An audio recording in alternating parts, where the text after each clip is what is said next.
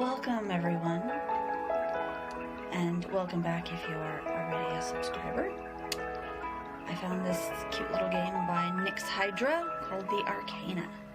It is a story visual novel based on tarot and murder as far as I'm aware. So everyone get ready for a magical, spooky, possibly experience. Let's jump right into the story and see what happens. The Magician.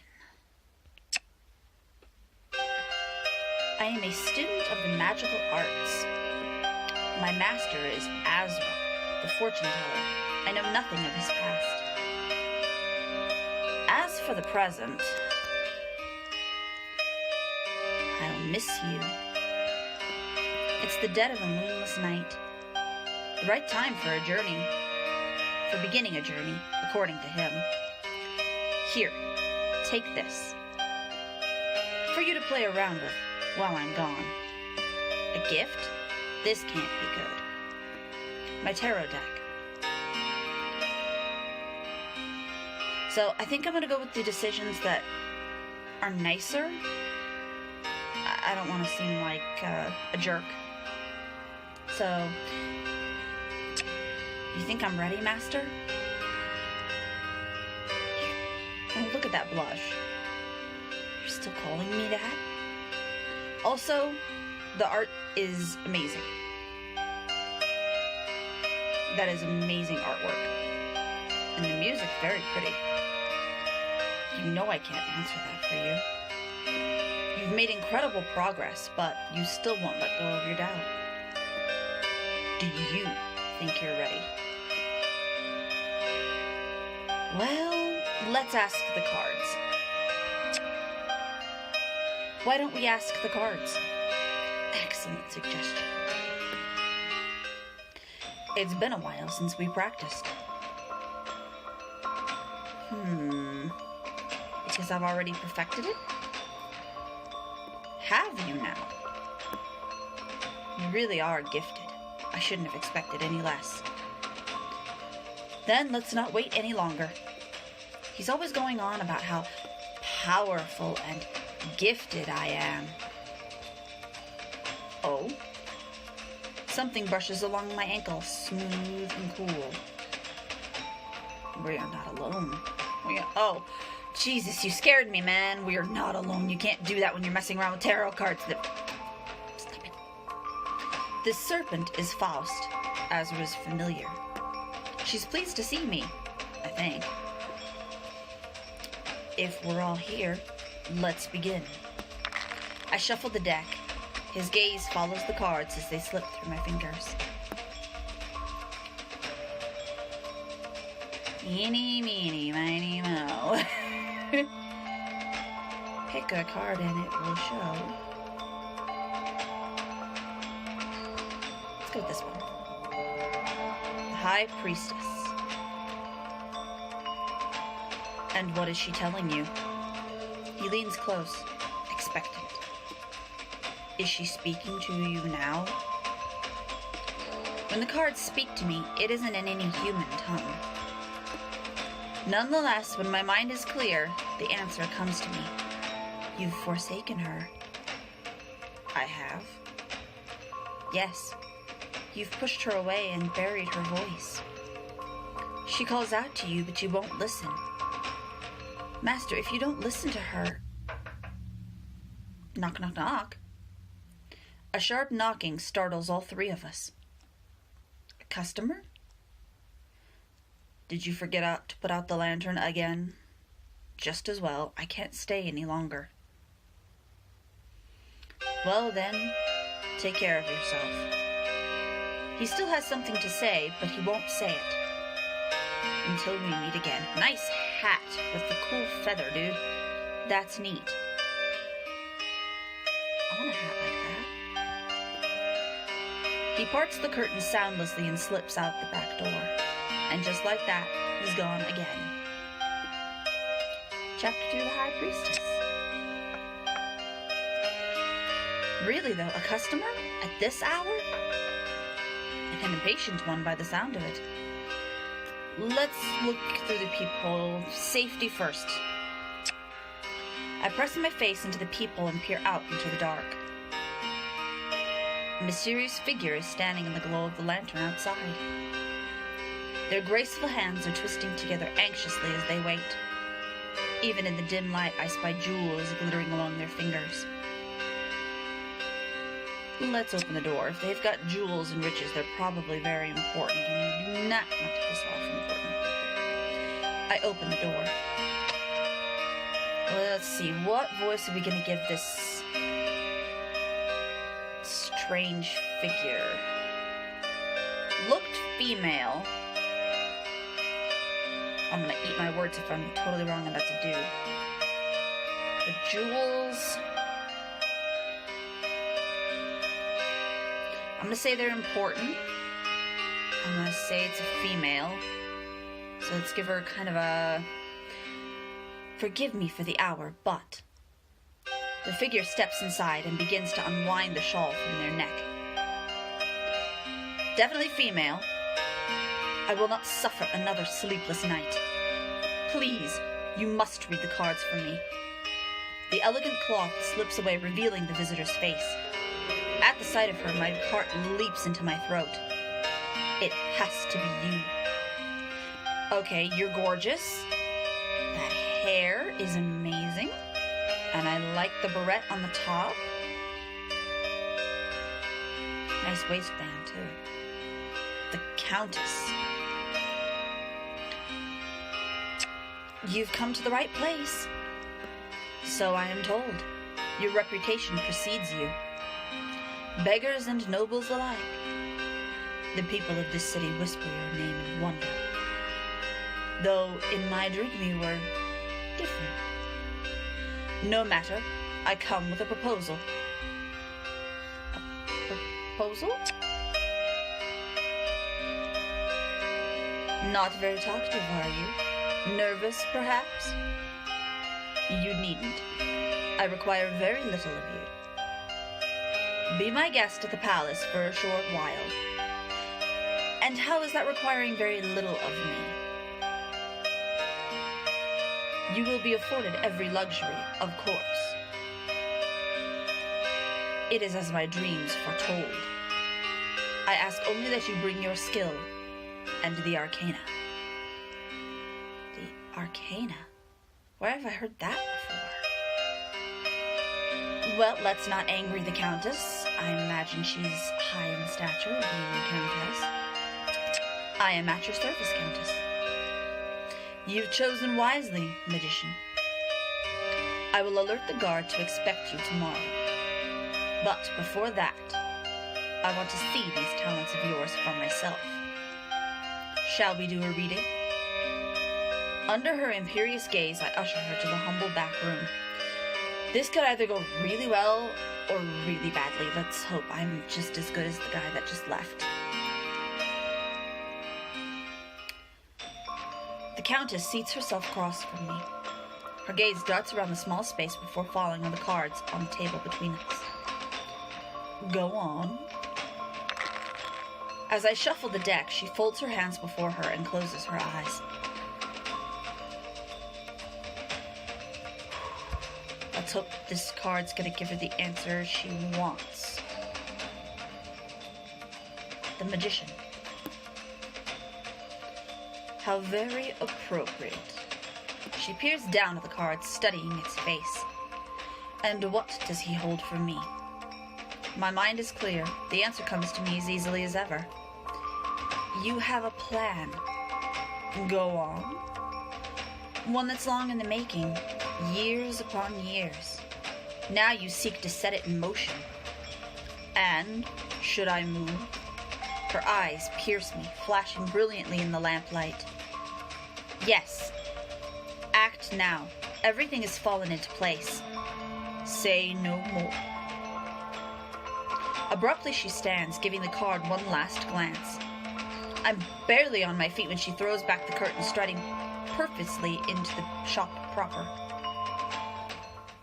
Your fortunes are simple, much the same as others I've heard.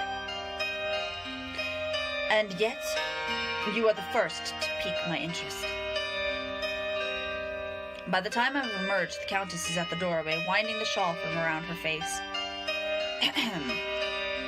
Let's open the door.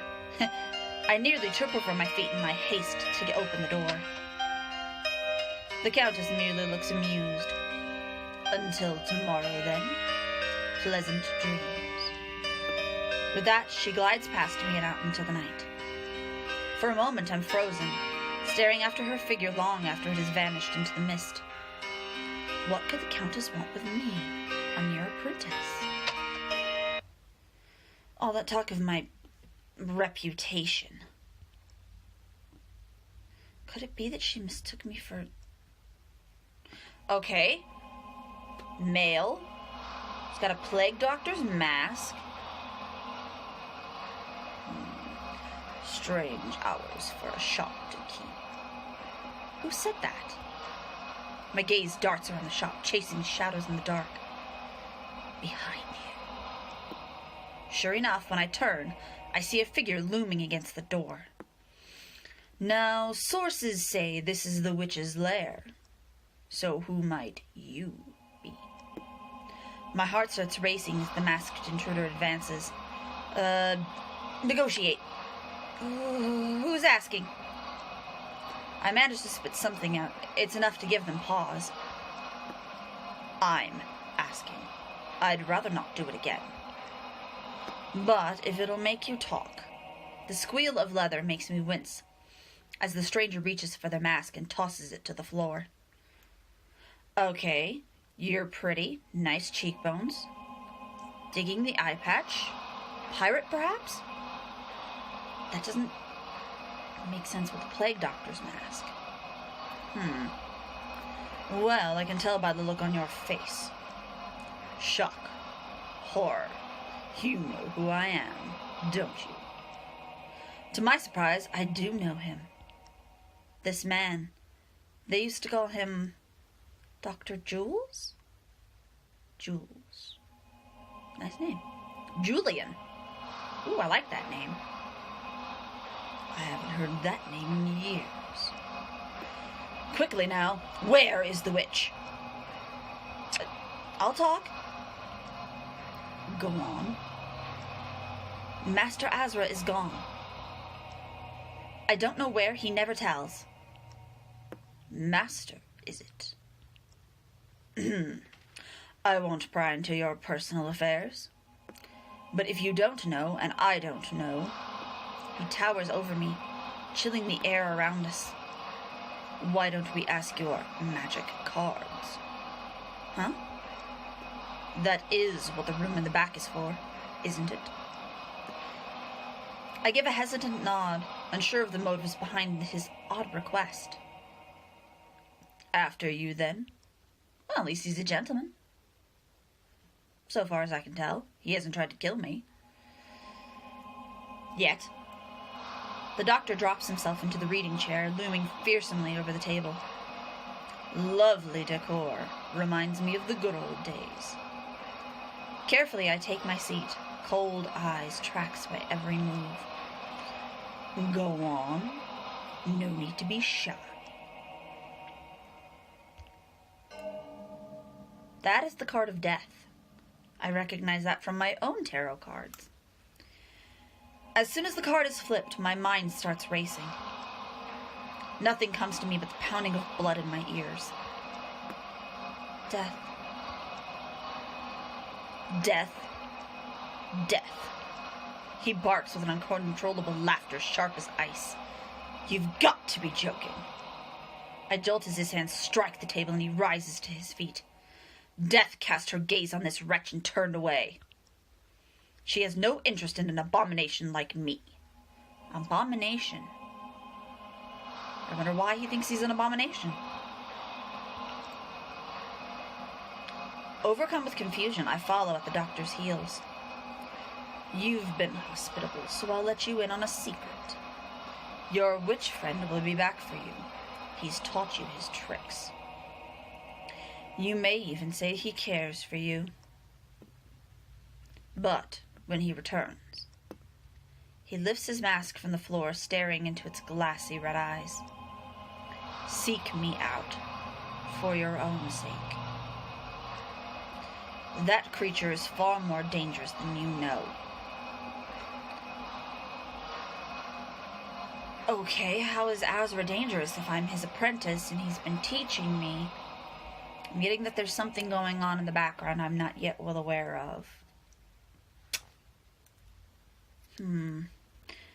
Well then, the hour is late and I'm out of time. After giving me a long, hard look, the doctor fixes his mask in place. Don't let him fool you, shopkeep. Behind him, the door slams behind him as he disappears into the early morning fog. Chapter 3, The Empress. During the day. My name is Kitty. I am a student of the magical arts. And today I will journey to the palace to meet the Countess. I spend the early hours preparing my things by lamplight, casting wild shadows on the wall. Seeking a moment's rest, I go to the back room to lie down. And slip away, lost in a dream. The sky is no more than a slim green line along the endless horizon. Beside me is Azra on the back of a strange beast. Master, where are we? Dark clouds bear down all around the landscape, a shifting sea of rust-colored sand. Ahead is a road of perfect black stone. I dare not tell you. If I did, you'd have to promise me never to seek this path. Not even I am such a hypocrite as that, Kitty. I'm sure I've never walked this road, and yet the sight of it feels like an old nightmare. I strain to see where it leads, but the path keeps changing. Soon there will be a crossroads. Crossroads? Where do they lead? Depends which one you take.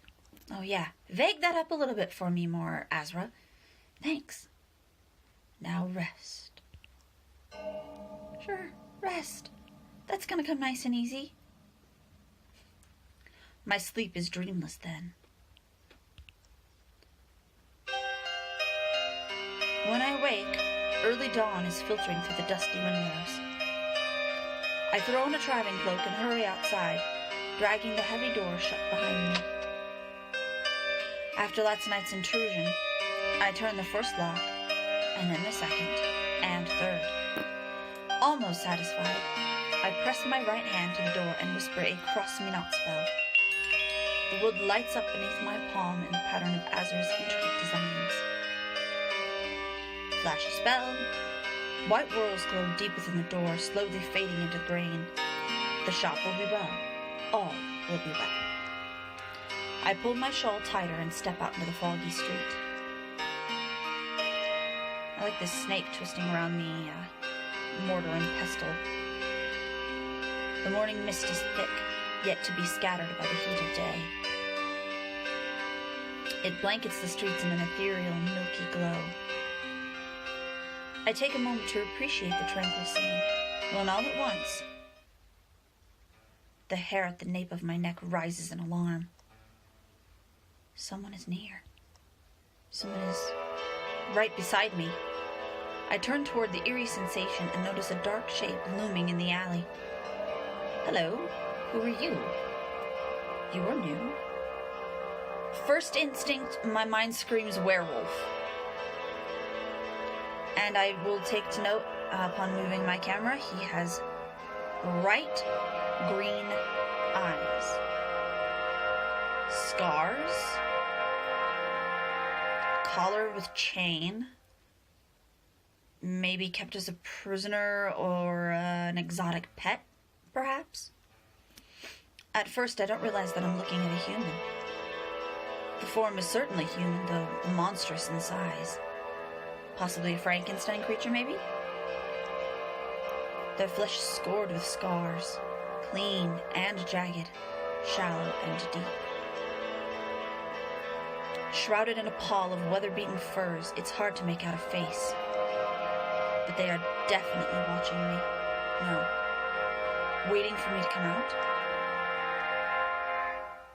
They stand between me and the path I have to take.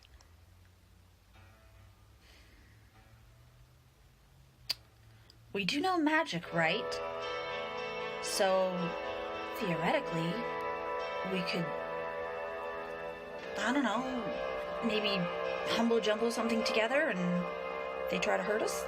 So let's just walk past him. I take a step forward, watching the figure cautiously. Stormy green eyes follow my movements as I enter the alley.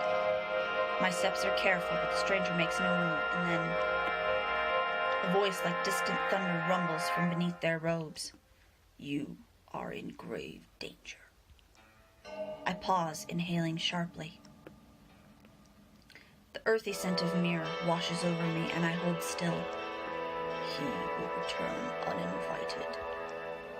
He will offer you a gift when you need it most. Turn it away, or you will fall into his hand, just like the rest of us.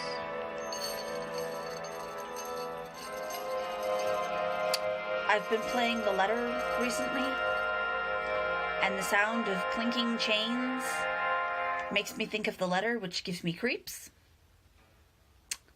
Thank you for that. I blink, trying to process what I just heard. There is a shuffling behind me, the dragging of rough cloth and chains, and then silence. I have to go. Now. Exhaling deeply, I continue toward the narrow, mossy steps that will lead me to the marketplace. That was creepy. Wood groans beneath my feet as I step carefully onto the walkway. Daylight seeps through the gaps between the worn planks, shimmering on the water that flows below. I like the music. It's upbeat, lively, entertaining. It's early yet, and the marketplace is already wide awake. All around me are the sounds of bartering, laughter, vendors hawking their wares. A voice I know well calls out to me over the sea of noise. It's a baker. Kitty, have you eaten? I've got that pumpkin loaf you like in the oven. Won't be long now. Come, sit down, talk for a while. I sniff the air on impulse and my stomach twists in hunger.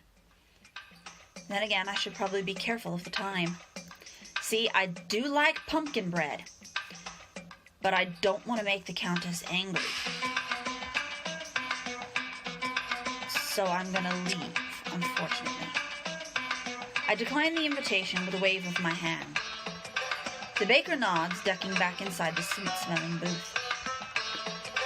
Up ahead, the crowd is thickening with the morning rush of peasant workers. I weave around, focused on finding a clear path, until I hear a sharp cry from above me. A raven, perched overhead, meets my gaze. All at once, it has my full attention. Its fathomless eyes look beyond me, over my shoulder. I cast a subtle glance backward, and my heart stutters in shock. The doctor is moving casually through the throng. He wears no mask. Though I'm close enough to be sure of his identity, the crowd between us is dense. He has yet to spot me. Do I want to chase him or not? Let's not chase him right now. I have a feeling that there's more to his story than we have at present. Without a second thought, I turn and duck away into the crowd. It was him. It definitely was. And unmasked? In broad daylight? A terrifying thought occurs to me. If he is here now, has he been nearby all along? Is he following me? The thought of the doctor spying on me from the shadows while I was napping makes my throat go dry. I chance a backward glance to see if I've been spotted. Just then, the raven gives another call, drawing the doctor's eye toward me. I turn back around at once, heart pounding. The crowd may as well be invisible. I feel his gaze boring into the back of my skull. But I know this marketplace. I know where to turn, and I know where to hide. I leave the beaten path, weaving through the booths like a wild phantom. I don't dare to look back. Up ahead is a narrow stairwell, where the masses and their animals are tightly packed. As I climb the well-worn steps, something catches my eye. A fortune-teller's booth, tucked away in a shady corner. Silver moons adorn the tapestries, draped over the entrance, shrouding it in secrecy. The sight teases a smile out of me. How nostalgic. When we met, Azra was operating out of a place just like it. As I'm lost in my musings, a patron emerges from the booth, caught up in conversation. I give a wide berth and keep my head down. Let's see, she looks sweet. Looks very, she has sort of palace-esque robes. I'm guessing a servant. Let's give her a sweet, kind voice. Before I forget, what are my lucky numbers today? 3, 6, 7, 9. Got it. Okay, I think I'm gonna have to remember that for later. 3, 6, 7, 9. 3, 6, 7, 9. 3, 6, 7, 9. Got it. She does what I do. See? She does what I do. Ugh, trains! Why?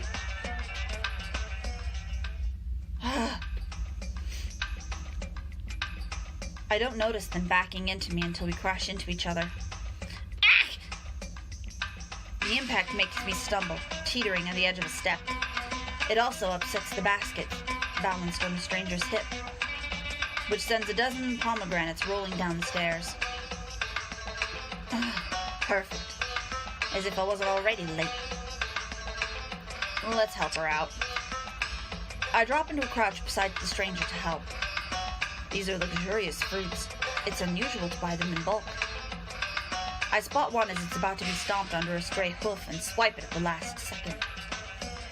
When I hand it back to the stranger, their eyes sparkle with delight. Ooh, thank you. How sweet of you to hail. And after I bumped into you in the first place. No, I don't like that voice. And after I bumped into you in the first place. Together we hunt the rest of them down, maneuvering through the steadily increasing foot traffic. Though we're nearly trampled trying, we managed to recover every last one. Well, I can't thank you enough. They rise to their feet and offer me a hand. Their grip is strong. The skin of their small palm is rough against mine, calloused. Probably shouldn't do this, but...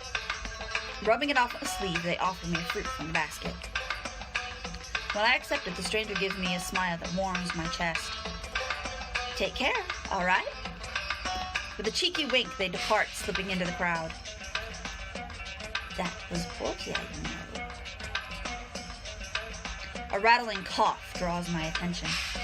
The fortune teller has moved to stand at the entrance of the booth and is eyeing me with avid interest. She's the Countess's favorite servant, that is. I figured palace servant. As for you, you look like a wanderer, yes? Wouldn't you like to hear what fortune the fates have spun for you? No, I already have my own cards, but thanks. No thanks. As you wish, but know this. Your fate will come to you either way. I spot 2 gold teeth in their playful grin.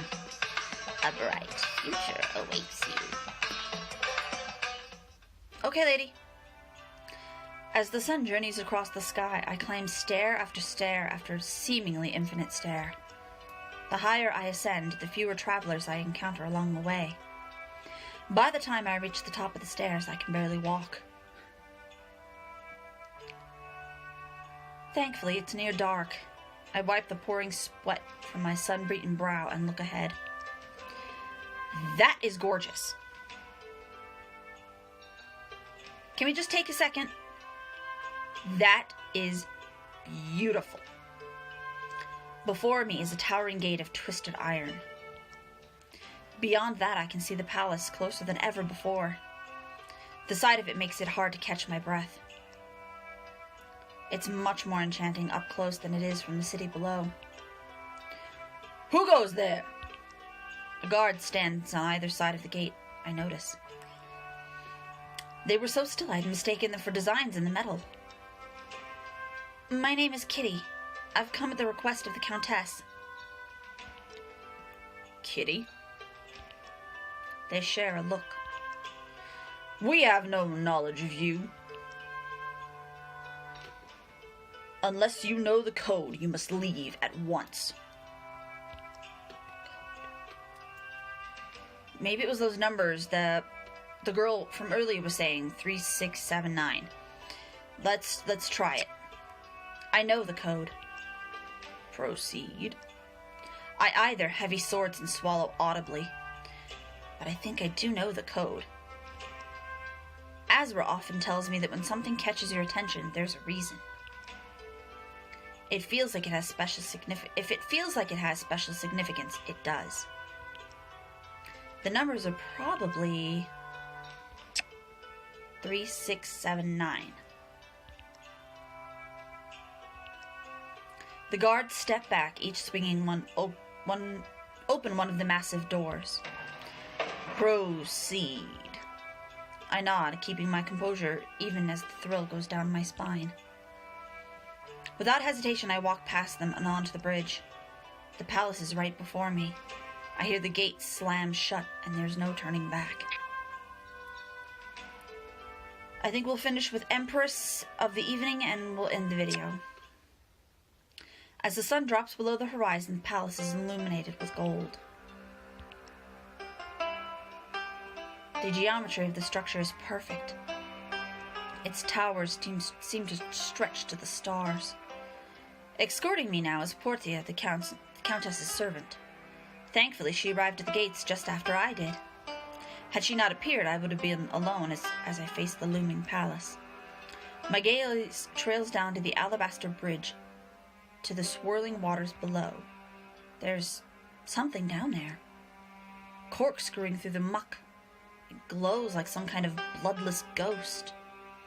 Its body is long and rippling, ribbon-like. Something catch your eye? She leans over me and her eyes light up as she spots the creature in the water below. Ah, do you like animals? I love animals.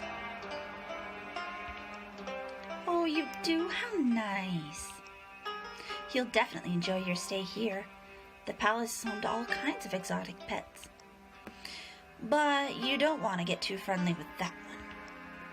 It's a vampire eel, imported from the faraway swamps. Sounds cool, I kind of want one.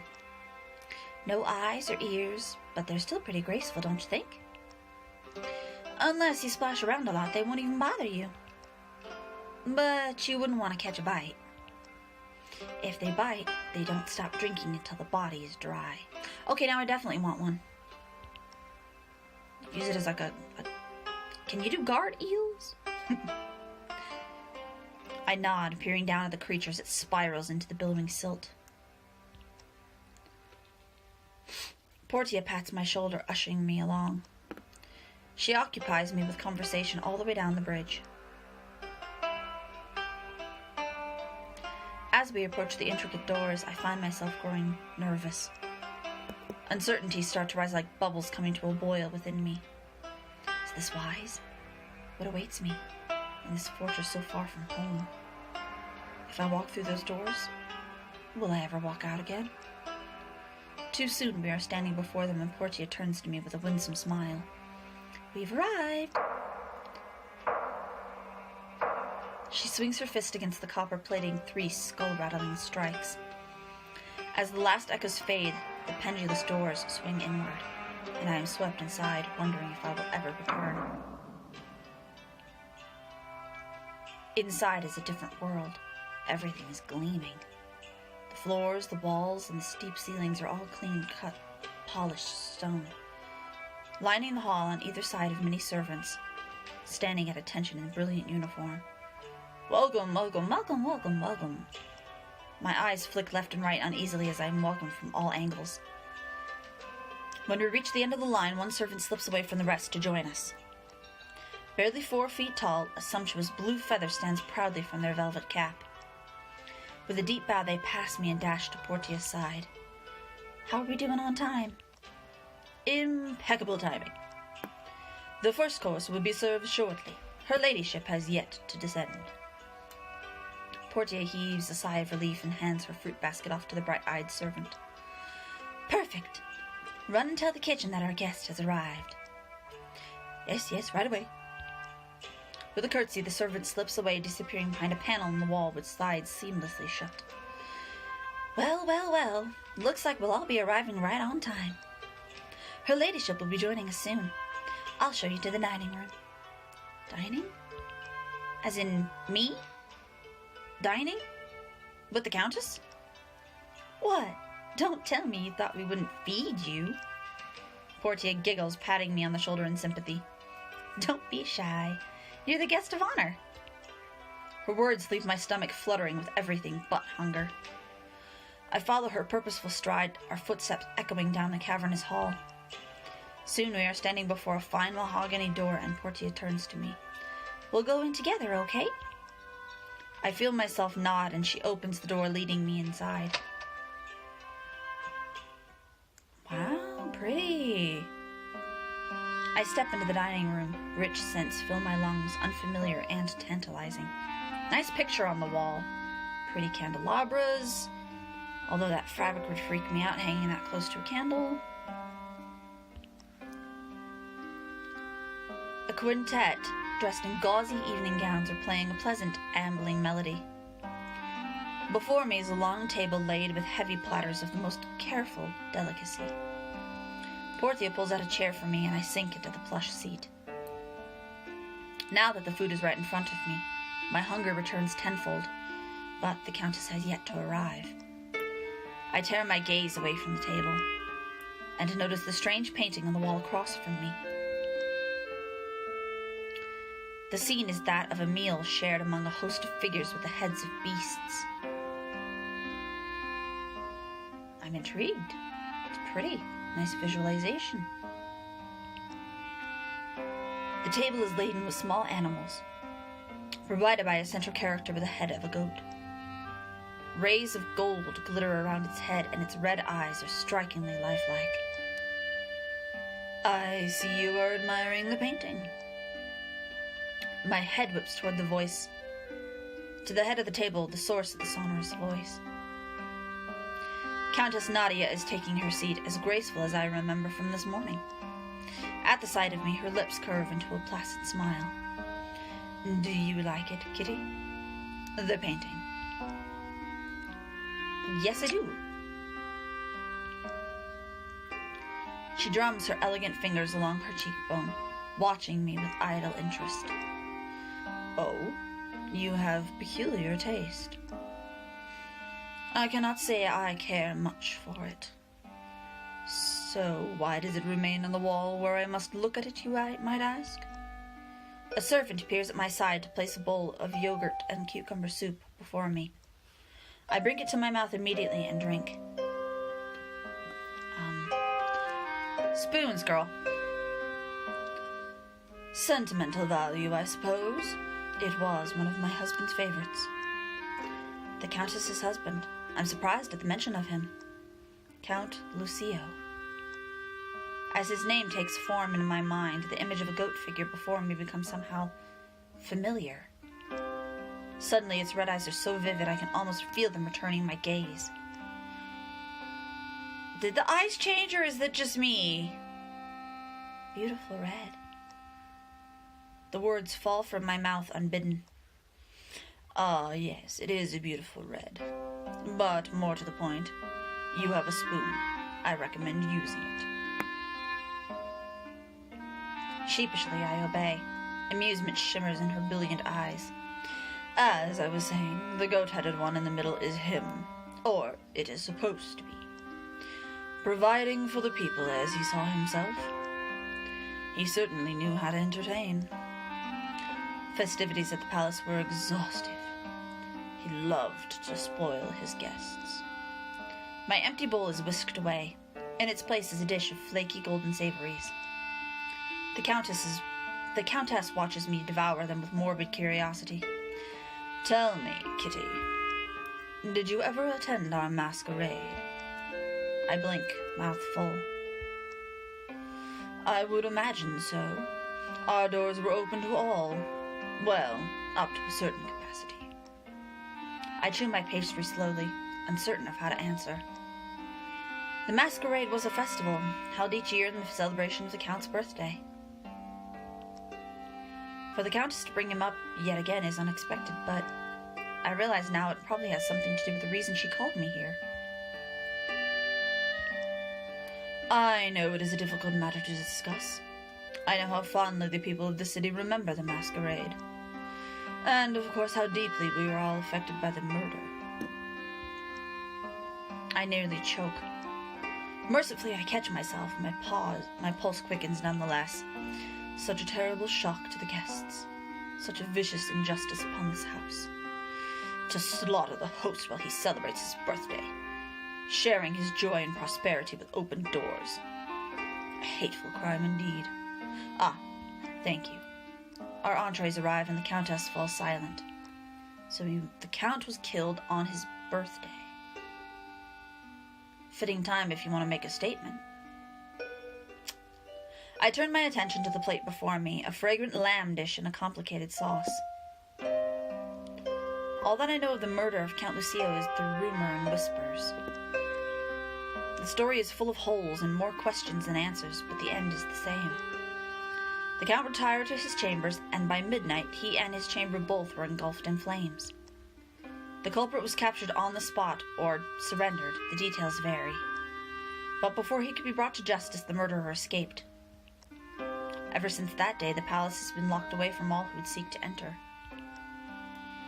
You may be wondering why I'm telling you all of this, why I called you here. The Countess speaks with gravity. At once she has all the room at attention. Well, I have been planning this for some time. This year, we will hold the masquerade once more. The gates will open again, and the festivities in Lucio's honor will be more fanatical than ever. Fantastical, excuse me. She dabs the corner of her mouth. All around the room, palpable shock bears down on the silence. Only a Portia appears unbothered by the news. As I said, I have planned all the necessary details already. There is but one loose end in need of tying. The murderer. To this day, he roams free. Too long has he evaded me. So long as he stalks the shadows of the city, I cannot guarantee the safety of my guests. I must find him, and bring him to justice before the people of this city. Surely you know the murderer of whom I speak. Dr. Julian Deverac, my husband's trusted physician. Jules? I didn't get the vibe he could be a killer. There's a terrible crash. All eyes land on Portia, whose face is stricken with horror. At her feet, the broken remnants of our dessert are seeping into the floor. Portia? Forgive me, my lady. Slippery hands. You are forgiven. Whew. Two servants rush to her aid, sweeping away the shattered porcelain with wind-sprint speed. Anyway, this is where you come in, Kitty. The fugitive has proved elusive. The palace guard is helpless in rooting him out. But while they continue to disappoint me, you come highly recommended. Your master is known far and wide. Rumor has it that you have surpassed him already. I myself see the future in dreams, whether I like it or not. And this is how I know you are the one who will find him for me. That fraudulent doctor who betrayed us and murdered my husband. This is why I've called you here, Kitty. If anyone can help me find him, it is you. And if we find him? The Countess sets down her glass. When we find him, we will bring him before the people so that all may see his long-awaited punishment. Whether he begs for his life or hangs his head in defeat, the people will delight in his suffering. A spectacle of vengeance. The mob will love it. And so, to commence the festivities, the doctor will die on the gallows. Well, if all goes according to plan. The Countess rises. On instinct, I rise as well. Portia? Portia! Yes, my lady. Show Kitty to the guest chambers. I imagine there is much to ponder before the night is out. Right away, my lady. Portia pulls me to my feet and with a humble bow whisks me to the doorway. I am interested to see more of this magic of yours, Kitty. And I look forward to our partnership. Automatically I bow. The Countess looks pleased. Portia hurries me out the door. Well, that was interesting. Portia is quiet as she ushers me down the hall toward my room. I don't mind. The Countess's words left us both with much to think about. After a few turns, we pass a wide staircase veiled in shadow. A draft rushes down from the floor above, prickling my skin. It's cold and it smells of ash. I strain to see where the stairs lead, but the darkness at the top is impenetrable. More importantly... Ooh, pretty dogs! Aww! Also looks like hunting dogs. I see one of them misses part of its ear. Bejeweled collars. I'm getting protection dogs, possibly. Not the kind you want to pet. Curled up on the bottom step are two large, lanky dogs. They notice me just as I've noticed them. Fathomless eyes fix upon me and they rise slowly without a sound. Though they look as though they could strike at any moment, I sense no ill intent. I hold up my hand and they approach to sniff it.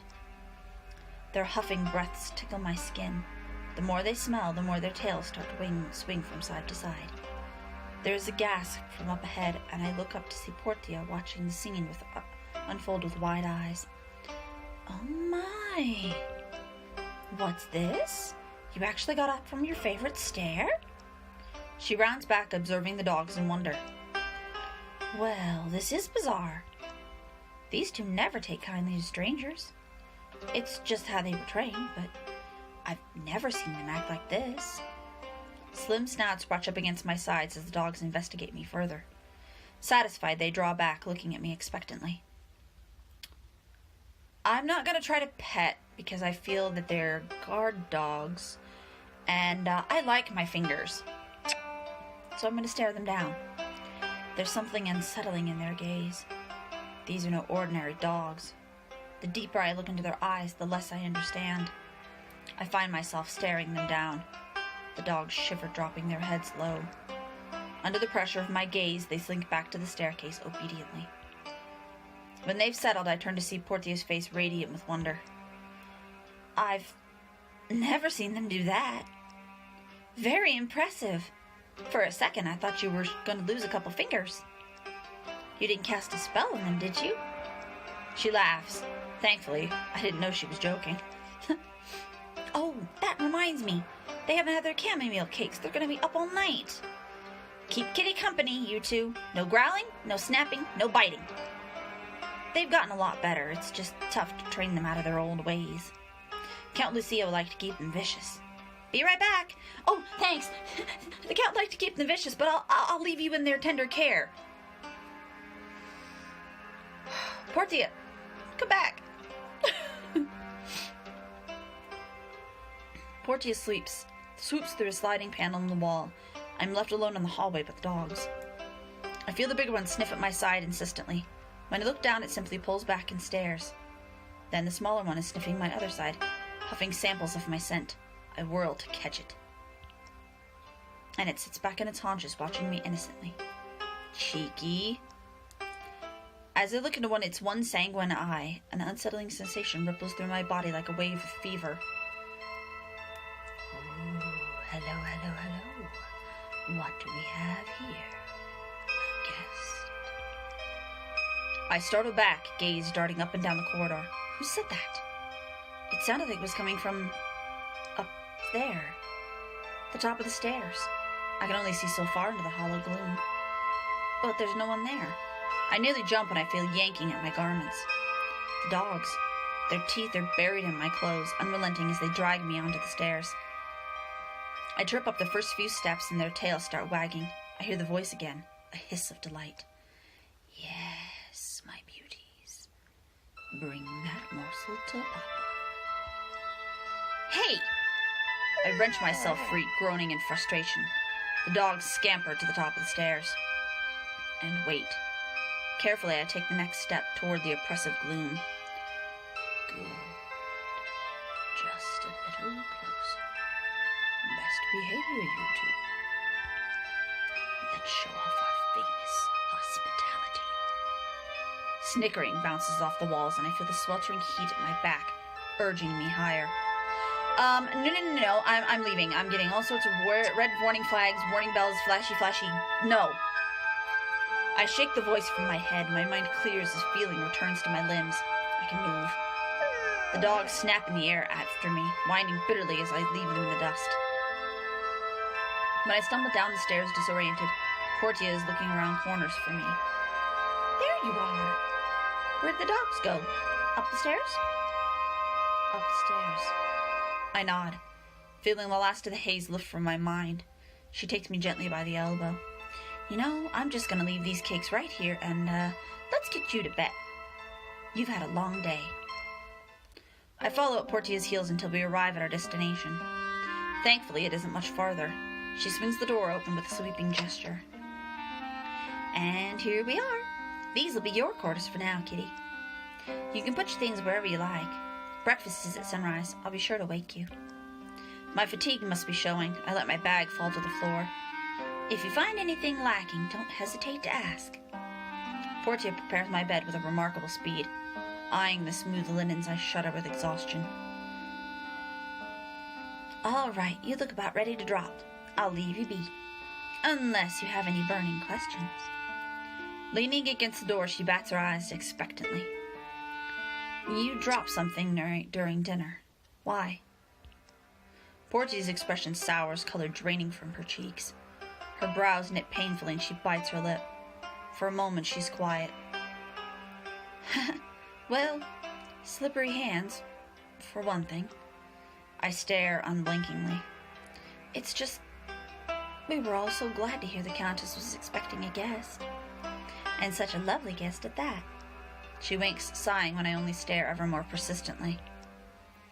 But to think she asked you to come here for something like this. Finding that doctor who, for all anybody knows, could be dead in a ditch somewhere. I mean, it's been years since, well, you know. He could be anywhere, right? And it's not like the guard have any recent leads.